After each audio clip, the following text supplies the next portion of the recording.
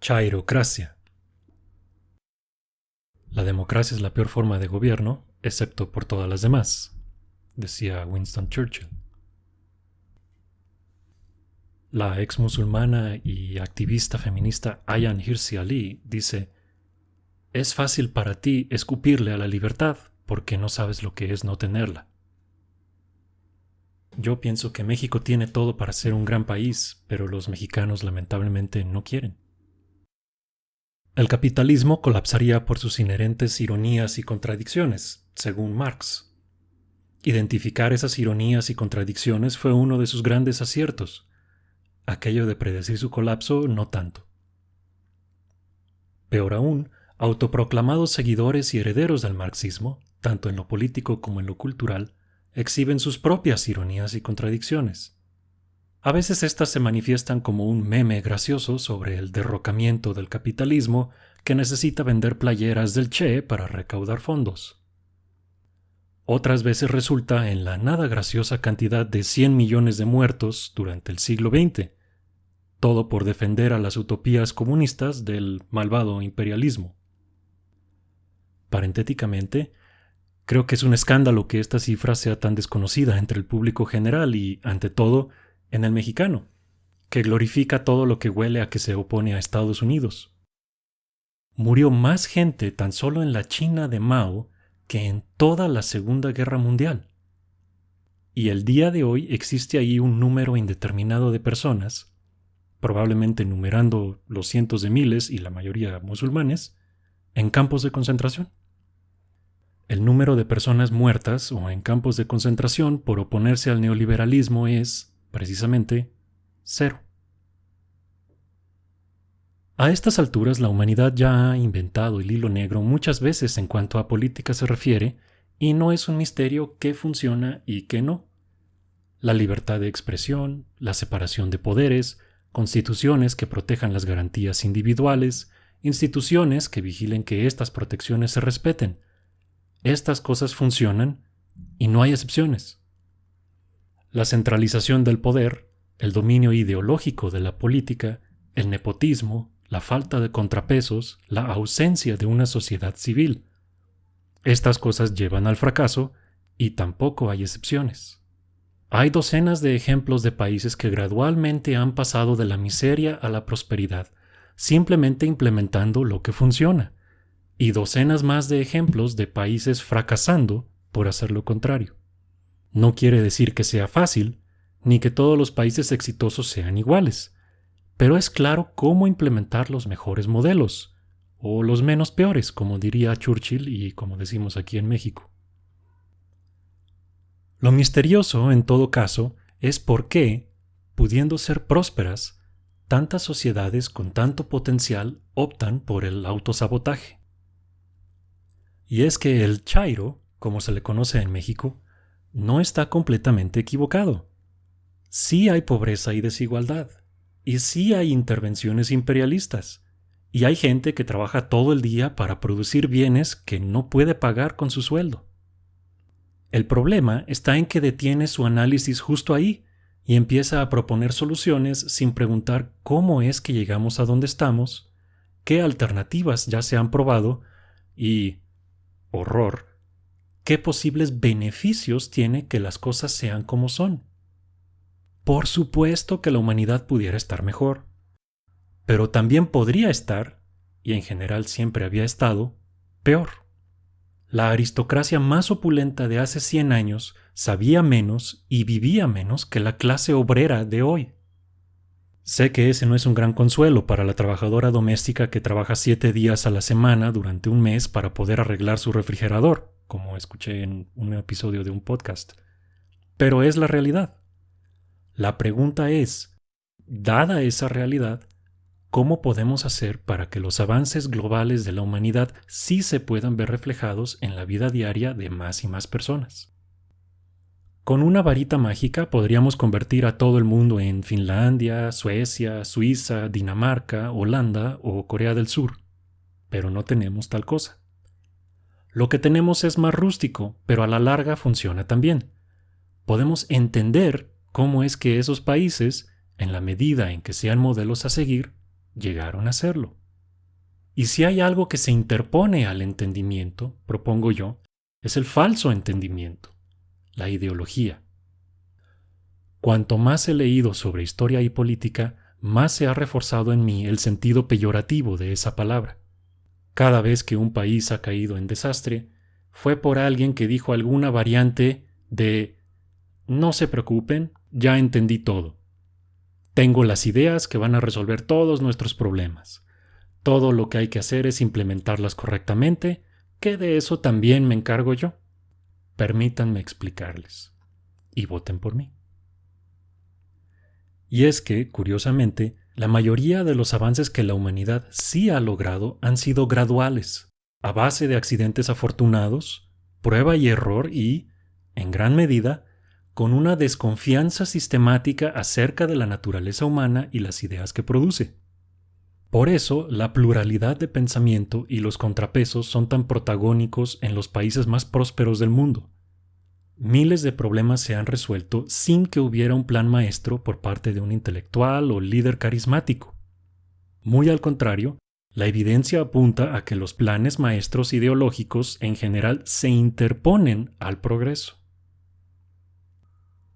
Pero lo anterior no significa que no haya un rol para una autoridad o gobierno. Eso sería caer en el pensamiento maniqueo que antes le critiqué al Chairo. Hay problemas que no se pueden resolver si todo mundo solamente se dedica a lo suyo, sino que requieren cierta coordinación, regulación y o la creación o destrucción de incentivos. El ejemplo clásico es el cuidado del medio ambiente. Mediante el uso inteligente de la ley, un gobierno puede hacer ajustes, siempre graduales, apegados a la Constitución y con estudios técnicos de por medio, para resolver cuestiones que los individuos no pueden. Lo importante es que aun cuando un gobierno actúa para dirigir a su sociedad de un lugar a otro mejor, lo hace en base a lo que indica la evidencia y siempre con contrapesos. Los gobiernos de los países exitosos son lentos y burocráticos a propósito, porque cuando son ágiles y eficientes es más fácil que se desvíen hacia el autoritarismo, sea de izquierda o de derecha. Ser lento tiene la ventaja de que es más fácil cambiar de rumbo cuando las cosas van mal. En ese sentido, lo valioso de las democracias liberales no es tanto lo que pueden hacer, sino lo que previenen. Tenemos múltiples ejemplos de lo que pasa cuando sí se logra derrocar al sistema, y casi siempre lo que resulta es algo peor. Cambiar al sistema gradualmente desde adentro es mucho más eficaz. En México nos hemos encontrado, una y otra vez, con malas y peores opciones al momento de las elecciones. Pero es ridículo decir que no hemos avanzado nada. Hoy hay instituciones que hace décadas no había. Hay una pluralidad de partidos políticos, cuando antes solo había uno. Tenemos una Comisión Nacional de Derechos Humanos casi simbólica, pero antes no había ninguna. Antes era impensable, pero ahora uno puede criticar al gobierno todo lo que quiera, en la calle o desde su casa. Sí, todavía hay mucho por hacer, pero México cada vez está, muy poco a poco, menos jodido. Hasta los chairos tienen que reconocer que nuestra democracia avanza. Después de todo, pudieron ganar. Antes de proponer derrocar al sistema, hay que valorar lo que en él sea rescatable y, en la medida posible, conservarlo y fortalecerlo. Omitir estos matices es precisamente lo que orilla al chairo, o su contraparte, el derechairo, aunque ese es otro artículo, a una visión simplista y rígida del mundo.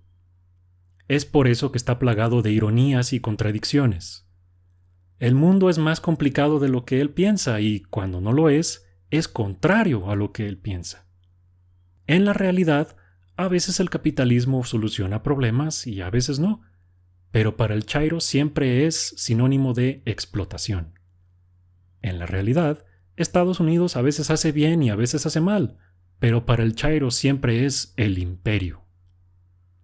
En la realidad, la migración es desde los países menos neoliberales hacia los que lo son más, pero para el chairo, esos migrantes son traidores.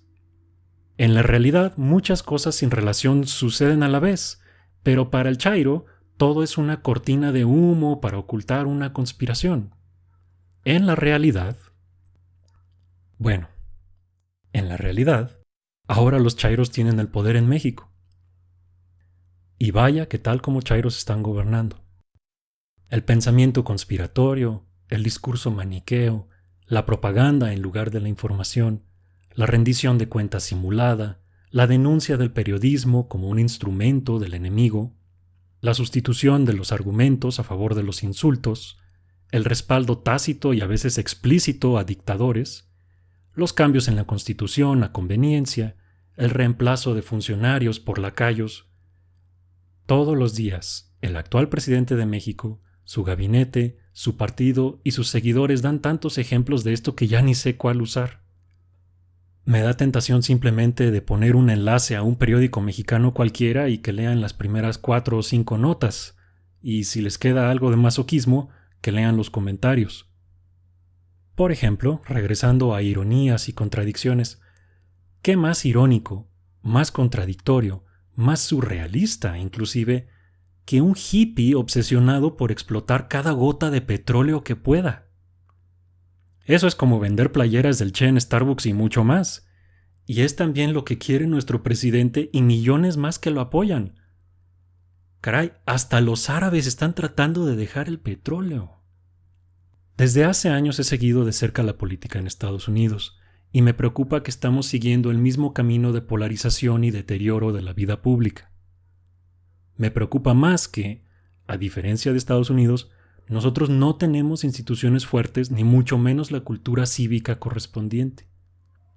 He estado muy desconectado de las redes sociales desde hace más de un año, al tiempo que escribo esto, y aún así percibo el odio que ha surgido no solo entre adversarios políticos, sino entre amigos y familiares que caen en distintos puntos del espectro.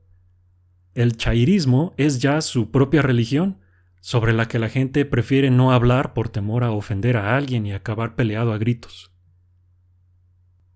En Estados Unidos se ha formado lo que algunos allá llaman la mayoría exhausta, aquellos que no están gritando insultos políticos todo el tiempo a todo mundo, que no son ni trumpistas ni social justice warriors, los chairos de allá, y que solo quisieran que la política volviera a ser aburrida como antes y poder seguir con sus vidas.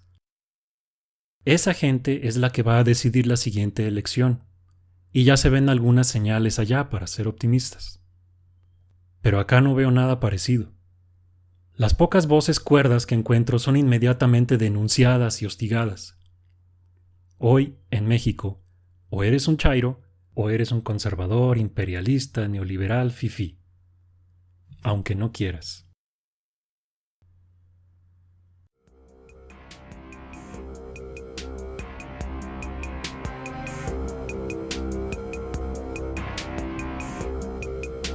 Si quieres más episodios y contenido como el anterior, sigue la publicación de artículos y episodios por Facebook en facebook.com/automatablog o en Twitter en @automatapodcast. El podcast es posible gracias a tu apoyo.